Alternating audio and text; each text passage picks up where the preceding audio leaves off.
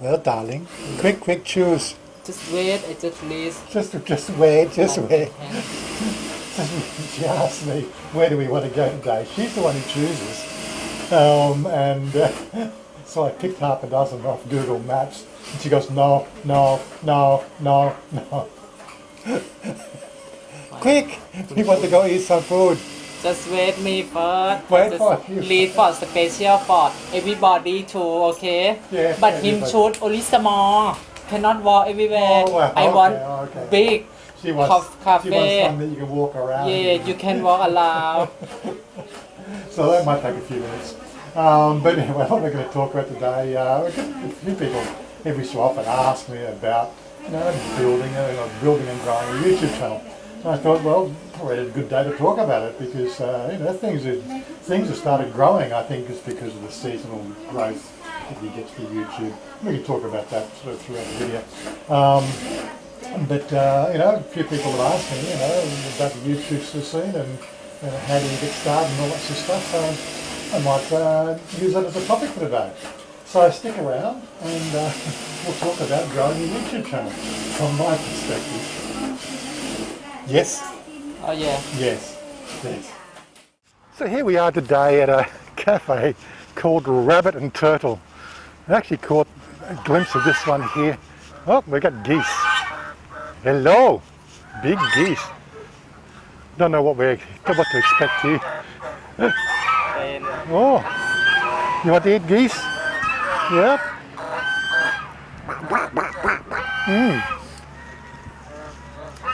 Yeah, so just trying to work. It said it was open, but I can't see any. Oh, there's one person here. Yeah, she opened. Yeah. No, oh my God, what a noise!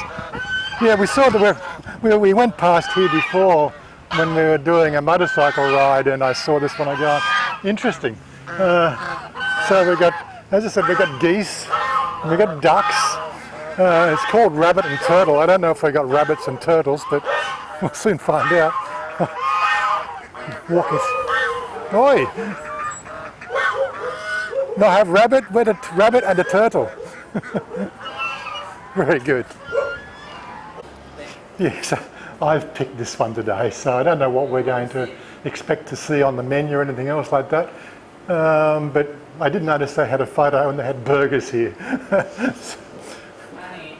I don't know. So they got milk tea, organic milk, Italian soda, blue Hawaii, espresso, American cappuccino, latte. Good. And she's doing the menu in English. Very good. Can't really go wrong, I don't think. Where do you want to sit? You want to sit here? Mm-hmm. Sounds like as good a place as any to sit down and have a chat about building a YouTube channel. So while we're waiting for Chanya to organise the snacks just for lunch, look, where did we start from? Ideally, so probably let's roll back the time machine there. I did my first YouTube vlog back in 2009, but I suppose having a video camera and all that sort of stuff started way before that. I actually remember sort of doing lots of VHS video recording with camera. The old man had a nice little shoulder-mounted camera, like big luggable with the big battery pack and the VHS cassette, recorder back in the early 80s. And we used to go to parties and do some crazy stuff at parties. And me and another friend of mine, Scott, we used to tag teamed on what to produce. They were nothing special, but they were like back in those days. You could go back and do take dubbing and do cut-ups and these little things. We made a few videos back then of just compilations of parties and all the funny stuff you see at parties. So that's when I started doing video. Of course, all that video footage has been lost in the annals of time. And then of course, I started coming to Thailand in 2005. I took a few photos. Never really did any video back then. But then of course I met Chanya in 2009, and from that point, I think after my first trip here, I thought I really could do some, record, my experiences here in Thailand just for people back at home. It was nothing big, so I think I shot my first YouTube video on a Nokia N82 phone. That was quite some time ago. That video still exists. It's actually up on my members section on my website. Anybody, if you really put a good word in, then I may certainly give you a link to that video. You don't have to actually be a member, but the membership is that's the privileges that members and Patreons get when they're part of that special in crowd. But yes, the first video was done in 2009. Over the subsequent years, up until 2016, half the time when I came here, it was hardly even on my mind to actually bring a video camera, because back then, YouTube wasn't really a big thing. But there was, up until 2016, I must have shot about 40 videos, or around about that, I think 40 videos. Plenty of photos, which you've already seen on my Flickr album, and that goes along with the video stuff. So that's where I started. Actually starting, getting serious. Well, the term serious, YouTube serious, well, does that really even come into the equation? I don't think that I've ever really been serious with the YouTube channel. Of course, we like to have a little bit of fun with it. Chanya likes to have fun. She gets more and more comments. The fact that she looks more and more beautiful every day. Everybody tell you look more beautiful every day? Yes, I know myself. Yeah, you know yourself. It's just joking. But yeah, so there's that side of it. We've got obviously a good following of people now. But it was a bit of a shaky start. It was actually spawned back into when I was talking to my direct manager. We'd been sort of talking about me leaving the company for quite some time. He's just one of the things he said, well, if you're going to do some trips to Thailand and, actually sort of eventually move to Thailand, we'd like to know more about that experience. Why don't you start putting some video into YouTube just so we can keep track of what you're doing? And I go, yeah. And he gave me links to people like Casey Neistat and a few other big, million-plus vloggers that are doing that sort of style of video. I thought, yeah, well, seems simple enough. I can do that too. Right from the outset there, I got right out in front of, as Robert A. Johnson said in his very well-read book by me, Owning Your Own Shadow, and get out in front of all those things that they might want to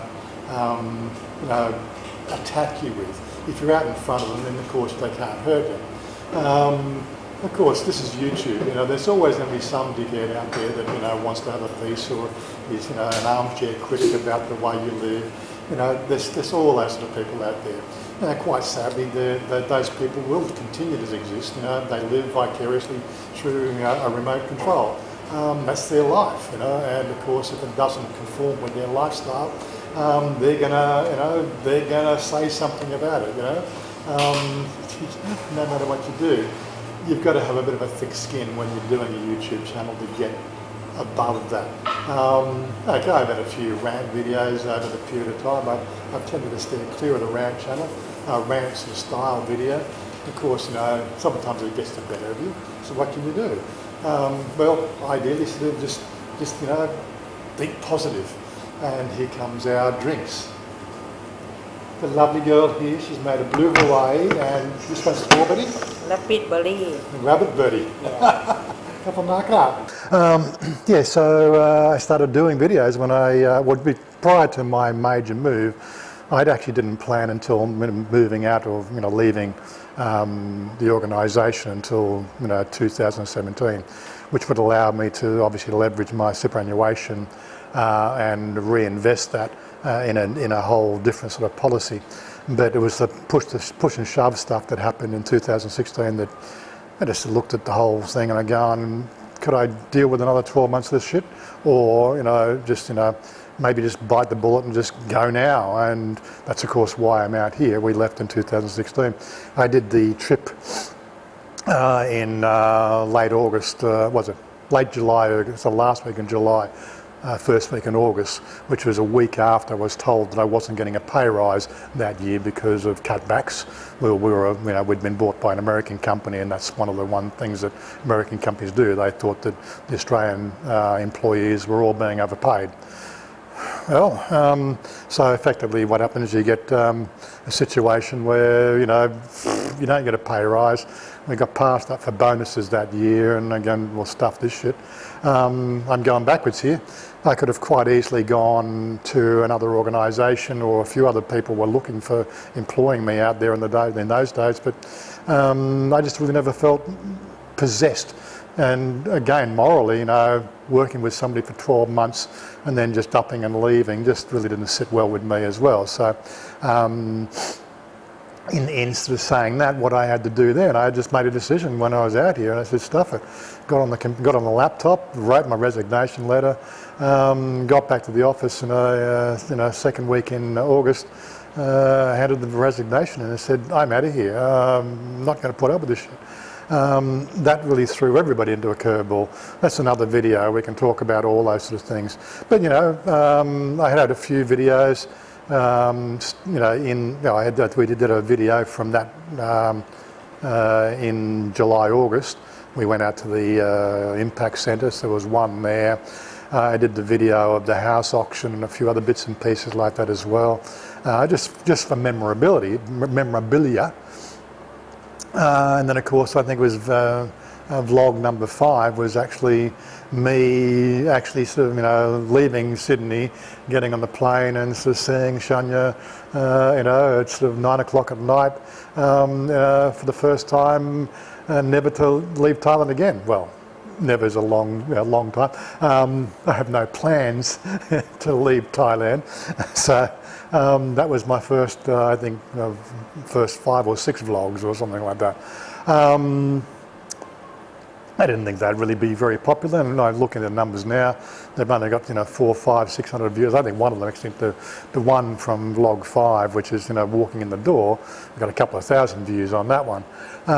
People like to go back and look at the beginnings, which is again something I never really think about because you're constantly just living here in Thailand, and this is just our regular life. But I got to keep on putting the other cap on, and to say, well, people want to know that sort of thing. People want us to see what it's like.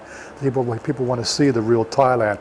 People want to see you, just living your regular life, which to me, in one sense, rings a bell. It's the fact that it's never going to be the Casey Neistat sort of videos. That's something you'll have to obviously contend with. There's also the other sort of side of it, which is, this is Thailand, and of course YouTube runs on advertising dollars, and I think most people out there vlogging completely forget that particular paradigm, which is the fact that who is the biggest paying audience. Now, don't sort of go off on a tangent on the paying sort of side. What I mean is the fact that you got different countries and you got different retailers and businesses. They want to advertise their product on YouTube, right? And they want to advertise and put their product in front of an audience. So the people don't know how this works, but there's a bidding war goes on.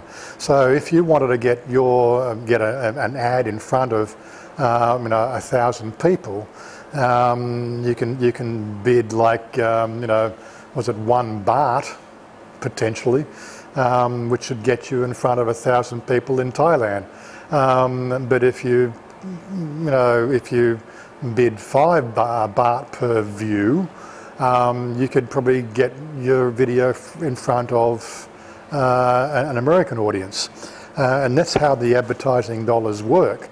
Of course, unfortunately, sort of doing Thai content, the audience is limited in America to really, for YouTube to do ad placements, because it's what they see is Thai-based content, where the Thai companies advertising aren't prepared to put the same sort of dollars in their ad campaign as the American companies.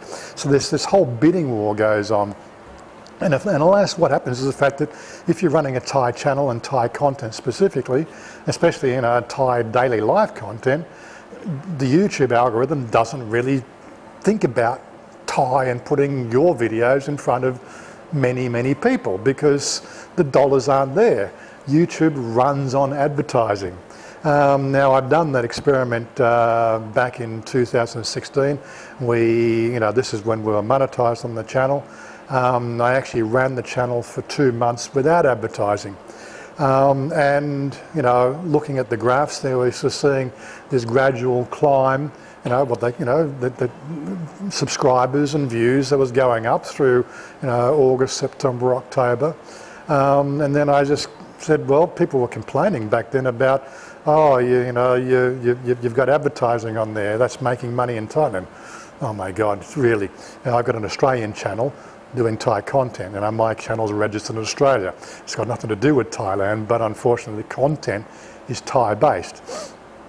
So there's grey areas in that whole thing, and quite frankly, I'm not even going to entertain a whole conversation about the legalities. There's a black and white interpretation of the law, right? And there's also what really happens here in Thailand. So, so far in the annals of YouTube in Thailand, there's been no vlogger ever been kicked out of the country for running a YouTube channel. So it's a moot point.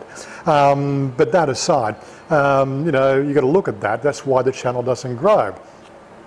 A lot of people sort of say, love your content, it's more realistic, it's about down to earth, and so on and so forth. But I don't do, well, okay, so I do the occasional, me and my friends out on the bar, doing the bar trips and the bar scenes, the nightlife. Nightlife is a keyword that gets more views. There's also clickbait, right, where you falsely create, what they call, your thumbnails that really have no bearing on the content of the video. They're just there to get people clicking on the video.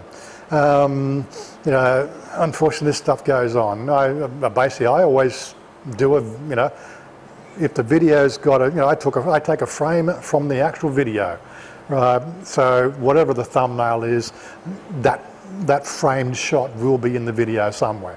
So I don't clickbait. I might use Chanya as a bit of a leverage there because she's a cutie, and people love cute girls in YouTube. So what can you say? You've got to do that. That's part of the game when you're playing YouTube. But invariably, I don't fake it. As for sort of growing your channel, now a friend of mine, Pat, has recently gone through an experience I did back probably 2 years ago. There is only one legal way, well there's probably a couple of other promotional systems you can use, but probably they get a bit weird and they really only deal with American sort of content as well. But the only real leverage point you've got for growing your channel through an advertising and promotional process is using Google AdWords, which is part of the Google system. Now I did that a couple of years ago. I threw down, I think, $50 on an ad campaign for 5 days. It's the first and last time I'll ever use it. And what happened there is the fact that the AdWords, they charge you for the amount of click-throughs for that ad, and that click-through was to a video I'd put up on the channel, and it was a public video, so it was going to have normal organic growth, plus the growth through the through the AdSense system. Right, they charged me for 4,500 click-throughs, which they interpreted had a minimum of a 30-second view, right? And then I compared that 5-day campaign with 5 days growth on YouTube and how many views that video got.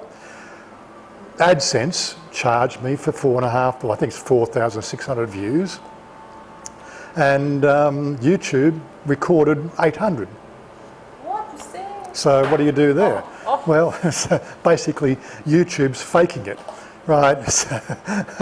What do you do there? Well, you don't use that system again. As I said, Pat used that system recently as well. and he found exactly the same thing. The other sort of side is the fact that, you know, depending on the length of the video, that click-through of 30 seconds that they're recording, right, people are clicking through and then they're disappearing. So it's not getting in front of the intended audience anyway.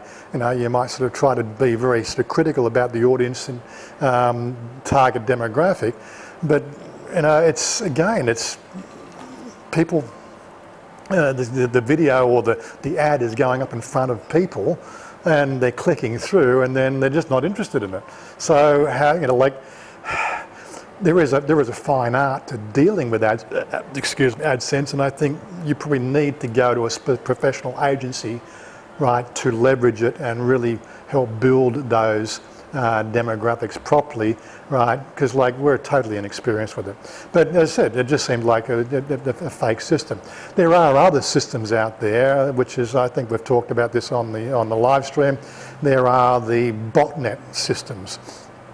There is specific terms and conditions within the YouTube system, right, that if you're ever caught using those, right, they have every right to take down your channel, right, and I really don't want to risk that. I've been doing this for 4 years, and that whole idea, right, sort of really sort of grates against my sensibilities. Yes, we've seen some channels there in the Thailand scene, and you've probably seen them too, right? I'm not going to call out any names. They have big subscriber counts and very little view counts.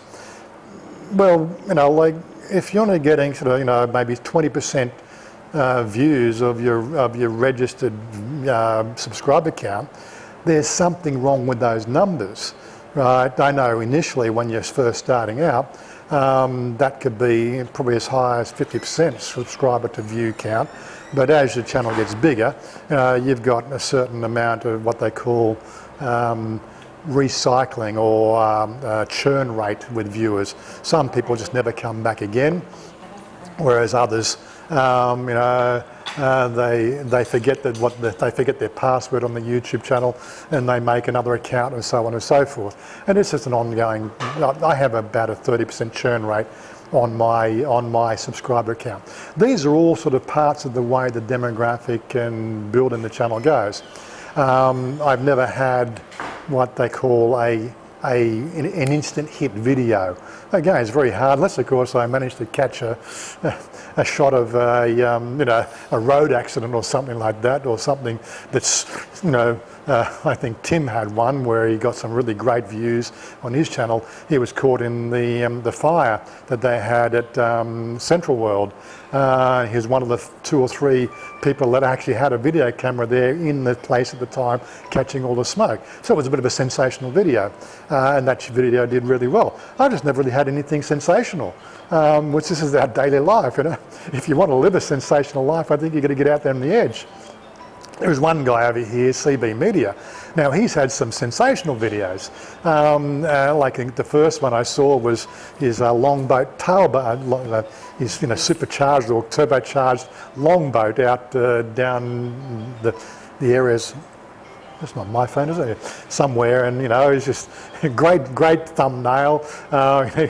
He's you know, hanging on for dear life in this long tail boat. You know, okay, I've been on those as well. I didn't have a video camera at the time. I probably could have done that 7 years ago. Maybe I will if we'll organise to go and do that again. It's all right, darling. She's still here. Yeah, she likes to play Facebook. And what else? Yeah, you know. He's continued to sort of play a particular demographic, which is not so much Thailand focused, but it's more some of the crazy stuff that Thai car builders do over here. You know, like pickup trucks with 5 turbos and things like that, you know. This is sort of crazy stuff. And his channel's doing really well in this particular sector of the market. But he's particularly sort of, his videos really target an American audience who are into cars, which is a bigger demographic than an American audience that want to visit Thailand, you know, and retire in Thailand. It's a bit of a weird system. I'm sort of obviously working on my Bangkok Insider, which is, you know, unlisted videos with a playlist really about the inside story of Thailand. I don't really want it out there in the public sector because in some sort of sense it's a bit raw. It's less cutting and less editing and more of what the real life is like. We try to keep this particular public channel upbeat, right, and audience likeable. This is where our prime audience was. So we are again limited to branch out into different areas. Okay, so we have branched out into the live streaming sort of audience, which we have a regular audience of 40 to 50 people. And we do that on a Saturday morning, Bangkok time, which doesn't fit in with the yeah, darling, I can't. Yeah, so I'm going to stop because TikTok. She's making a TikTok video. Okay. Yeah, but of course I can't have the music, darling. The music is copyright. Ni ma len kam na. Oh, is that my food? Oh, okay. That's my burger, is it? Okay. Yeah, you just come to eating. My burger. What do you order? But I think sit here. No, it's okay. Here, what do you order? กระเพรา you tell me. กระเพราหมู You order before you. Okay. Anyway, we're gonna eat my burger and get back to you. So here we go. Couple more cup. And you have couple more right now. Krapao. กระเพราหมู Krapao mu. Not ไข่ดาว no have omelette. Krapao mu. So krapao is basil. Yeah. Pardon? Krapao. Krapao is what's yeah. Krapao. That's the basil, the sweet basil. Yeah. And mu, หมู pork, right, and no have kai dao. กระเพรา this one กระเพราหมูสับ Krapao mu sab, yeah. So your krapao mu would be sliced pork, right, and mu sab is minced pork, yeah. yeah One of my favourite dishes actually. Bit spicy. You got to, in my case, I have to say my pet because sometimes very pet. Yep. Give me try. Let me try a little bit. give me time try a little bit Oh, not holding the camera right. Yeah. So she's got a lot of chili in that one. Oh, wow. again.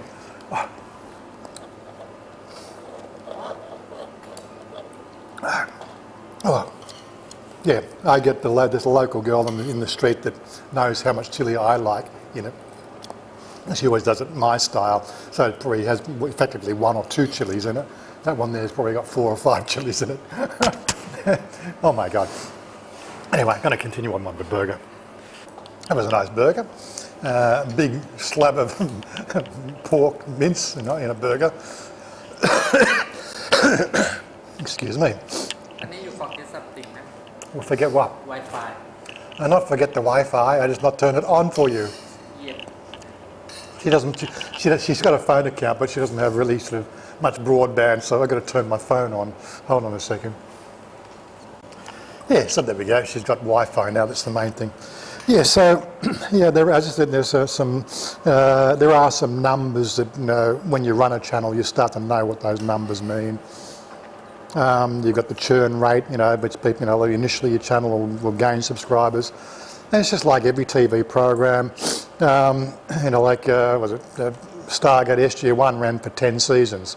One of the longest running sort of sci-fi flicks or franchises that was ever done. Initially when it ran, it had Richard Dean Anderson as a key draw.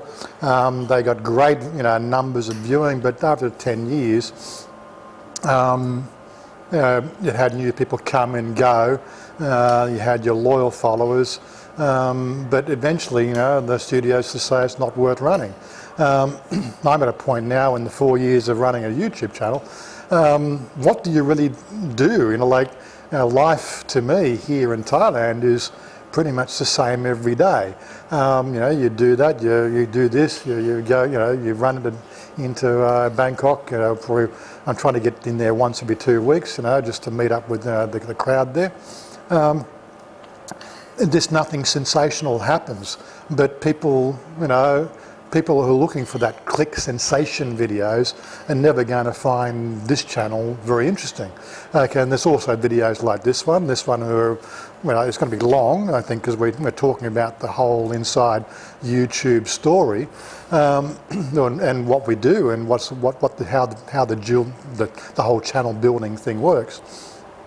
It's really going to come down to when you're starting out, you're going to be tempted to go to these botnets, pay, I don't know, I heard some numbers like pay, was it $10, which will get 1,000 likes on your video or something like that, or $20 for 200 subscribers, or exactly why you would pay for effectively a mobile phone on a wall in a basement somewhere where there's 100 other mobile phones, or even 500 mobile phones, sitting on a wall, simulating a process of, watching a video for 30 seconds or 60 seconds. I don't know how the system works.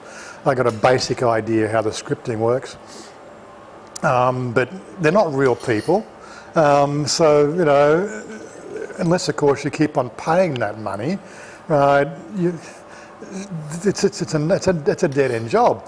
You want people to come back, right, based on the content of your video. And the only way to do that is to do, half decent videos and tell stories that people want to hear. And I've got the hiccups. It's tempting. People do it. I've looked at the pricing a couple of times and going, but they're not real people. And there's other ones that are out there, and it's just saying, oh, but these are real people. They're real people in India. So, yeah, but that's the thing. They're real people in India or Malaysia or somewhere else. People where, the value of a person clicking on a video, right, is just as easy as, get the idea. It's not targeting an American audience. So is that what those are numbers you want on your channel? No, I want a consistent audience, and I want to consistently build the channel. The channel in my mind is building, and it continues to grow. This is now cyclic. I noticed over the 4 years, the September through to February period is when the subscriber numbers increase. Because people are looking for options and they're looking for the inside story of Thailand. From April through to July, people aren't all that interested. So in my case, my channel over the low season grows at about maybe 75 to 80 subscribers per month.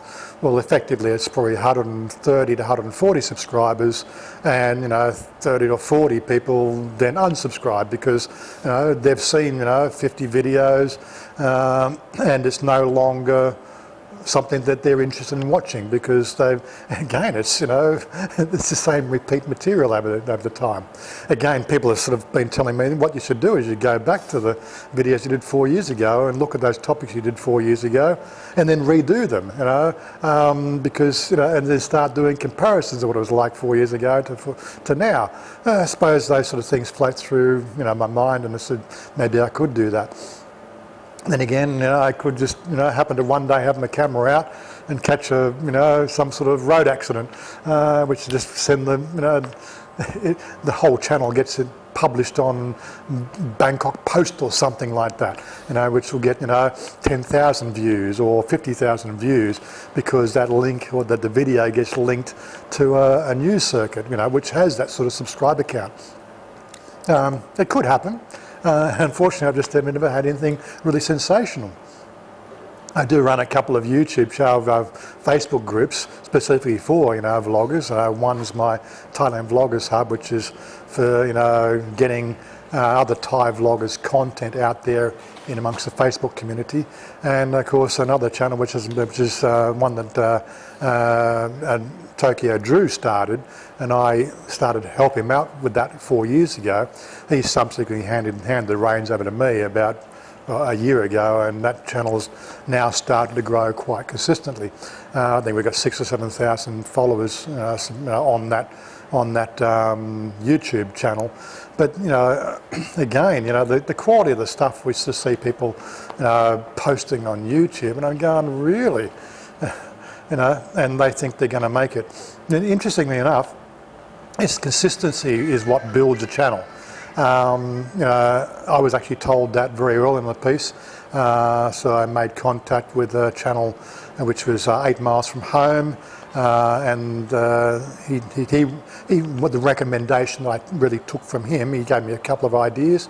The one recommendation that really stuck with my head early on in the piece was consistency, using a scheduled system, scheduling your videos, and so saying doing 2 or 3 or 4 videos a week. The problem with when you're starting out and you've got very low subscriber numbers, hitting 4 videos a week could lead to burnout. And I've seen a few channels that I thought were good get to that burnout stage very quickly. I know there was one channel, I don't want to sort of mention channel names, but he was doing a video a day. They were 6 to 7 minutes on average in length. I thought they were quite funny. Fair bit of work in the editing, but he actually had a regular job as well.